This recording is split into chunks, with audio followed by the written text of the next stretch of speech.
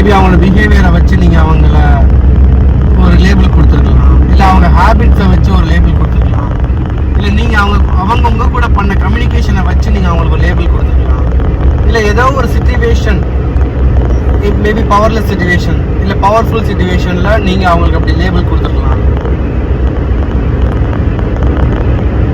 Some kind of incidents, accidents நம்ம லைஃப்பில் நடந்திருக்கும். அந்த இடத்துல நீங்கள் அவங்க மேலே அந்த மாதிரி லேபிளை கொடுத்துருக்கலாம். அண்ட் அந்த இடத்துல நமக்கு தெரியாத ஒரு விஷயம், we are not getting connected, நமக்கு ரிலேஷன்ஷிப் நீட் இல்லை, நமக்கு மனிதர்கள் முக்கியம் இல்லை அப்படின்ற ஒரு இடத்துல நம்ம யோசிக்கிறதே கிடையாது, மனிதர்களை பற்றி யோசிக்கிறது கிடையாது. நீ நல்லா வாட்ச் பண்ணி பாருங்க, அவன் இப்படி என்ன சொல்லிட்டான் அப்படின்றதுக்காக அவன்கிட்ட பேசாம,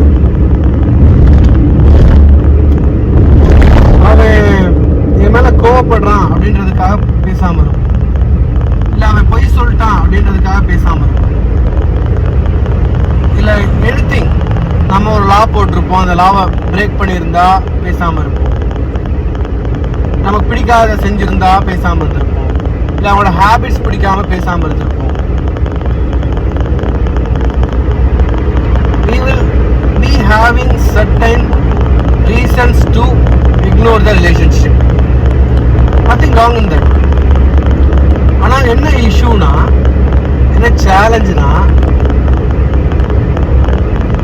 அவங்களோட ஒரு ஹேபிட்டு, ஒரு பொய், இல்லை ஒரு ஏதோ ஒரு விஷயம், மேபி அசெட் பிரச்சனை, சொத்து பிரச்சனை, வேற என்ன சொல்லலாம், ஏதோ ஒரு கன்சர்ன் தட் இஸ் எக்ஸ்டர்னல், அதாவது உண்மையற்ற ஒரு விஷயத்துக்காக